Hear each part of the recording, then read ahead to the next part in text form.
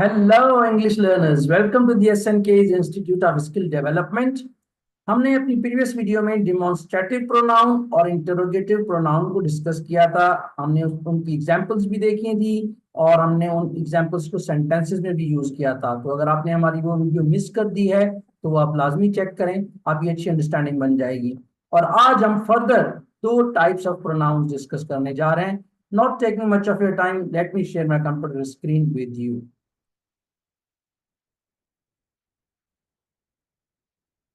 Hello, I hope my screen is visible to you. जी, आज का हमारा एजेंडा है व्हाट आर इंडेफिनिट प्रोनाउंस और व्हाट आर रेसिप्रोकल प्रोनाउंस। आज हम इन दोनों की डेफिनेशंस को देखेंगे, इन दोनों की एग्जांपल्स, और फिर उन एग्जांपल्स को सेंटेंसेस में यूज करना भी सीखेंगे। ऑब्जेक्टिव्स हैं, at the completion of the class students will be able to explain the terms indefinite pronouns and reciprocal pronouns, write sentences using examples of indefinite and reciprocal pronouns।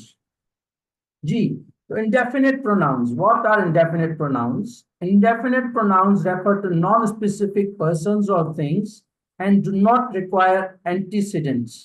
ये कह रहा है कि जो नॉन स्पेसिफिक चीजें हैं, गैर खास, या जिनके बारे में हमें पहले पता ना हो, उन जब हम चीजों के बारे में या लोगों के बारे में डिस्कस करेंगे, उनकी तरफ जब हम इशारा करेंगे, उनके बारे में बात करेंगे, तो हम इनडेफिनेट प्रोनाउंस यूज करते हैं। और दूसरा, they do not require antecedents. Antecedents मतलब इनसे पहले किसी नाउन की जरूरत नहीं होती। जैसा कि हमने कहा था कि प्रीवियस हमने टाइप्स पढ़ी थी कि एक नाउन होता है, उसको हम रेफर करने के लिए हम किसी प्रोनाउन को यूज करते हैं, जो हमने प्रोनाउन की डेफिनेशन में पढ़ा था। लेकिन इंडेफिनिट प्रोनाउन से पहले हमें किसी नाउन की जरूरत नहीं होती।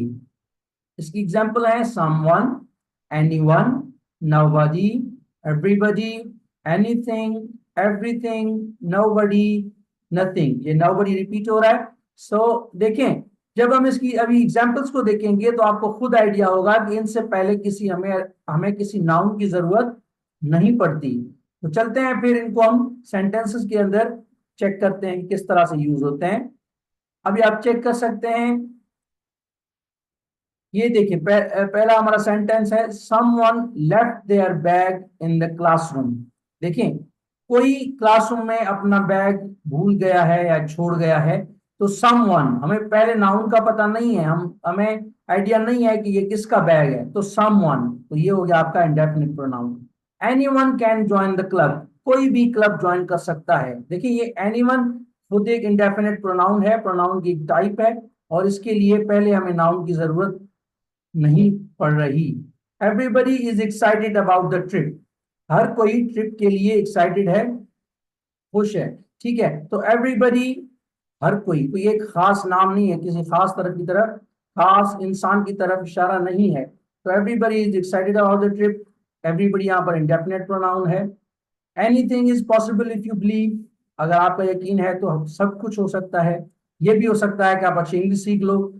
शर्त यह है कि आप हमारा यूट्यूब चैनल जो है वो सब्सक्राइब कर लें और हमें फॉलो करते रहें, इंशाल्लाह आपकी इंग्लिश बहुत अच्छी हो जाएगी। तो anything is an indefinite pronoun. Everything was perfect at the event, हर चीज इवेंट के ऊपर सही थी, परफेक्ट थी, तो एवरीथिंग इंडेफिनिट प्रोनाउन है। Nobody knew the answer to the question, किसी को भी क्वेश्चन का जवाब नहीं आ रहा था, आंसर नहीं आ रहा था, तो nobody indefinite pronoun. Nothing can stop us now, अभी हमें कोई भी नहीं रोक सकता, तो नथिंग। ये सारी हमने एग्जांपल्स देखी इंडेफिनिट प्रोनाउन की डेफिनेशन के नीचे, और हम यहाँ पर सारे सेंटेंसेस के तौर पर हमने इन सारी एग्जांपल्स को यूज किया है। अब हम चलते हैं अपनी दूसरी टाइप की तरफ।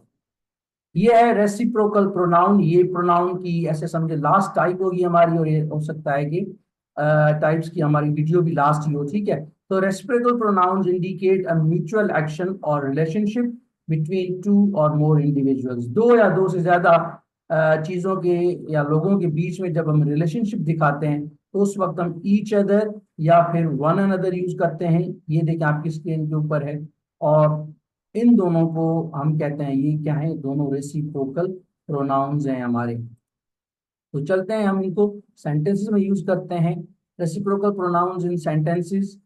The two friends help each other with their homework, दो दोस्तों ने एक दूसरे की मदद की होमवर्क में, घर का काम करने में।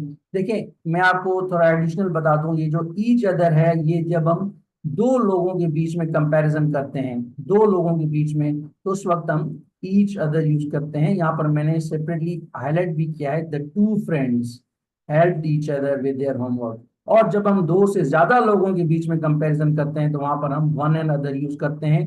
The team members supported one and other during the competition. इस किस्म के एमसीक्यू सवालात गवर्नमेंट जॉब्स में, आपकी चाहे बोर्ड के एग्जाम्स हों या फिर आपकी कोई एंटी टेस्ट लेवल का कोई क्वेश्चन हो इंग्लिश का, तो ये ज्यादातर आ जाते हैं कंफ्यूजन के लिए। मैं आपको बता दूं, जब हम दो लोगों के बीच में कंपैरिजन करते हैं तो ईच अदर यूज करते हैं, और जब हम दो से ज्यादा लोगों के बीच में कंपैरिजन करते हैं तो वहां पर वन एंड अदर यूज करते हैं। कोई चीज समझ में नहीं आए तो आप हमसे कमेंट सेक्शन में पूछ सकते हैं। In the end there is a little request, subscribe to our channel, press bell icon to receive updates, like and share our videos for others benefit too। अगर आप जानना चाहते हैं कि हम अपने प्लेटफॉर्म से और कौन सी सर्विसेज ऑफर कर रहे हैं, सबसे पहला इंग्लिश लैंग्वेज कोर्स, हमारी फिजिकल क्लासेस भी हो रही होती हैं, ऑनलाइन भी होती हैं। If you are interested you can contact us. Career guidance and counselling services हैं, टीचर एजुकेशन और ट्रेनिंग सर्विसेज हैं, और एजुकेशनल कंसल्टेंसी सर्विसेज हैं। ये हमारी कॉन्टैक्ट डिटेल्स हैं, आप हमसे व्हाट्सएप या जीमेल पर कॉन्टैक्ट कर सकते हैं। That's all for today. और हम अगली वीडियो में एक जबरदस्त किस्म का क्विज सॉल्व करेंगे related to pronoun and types of pronoun. For now, thank you so much.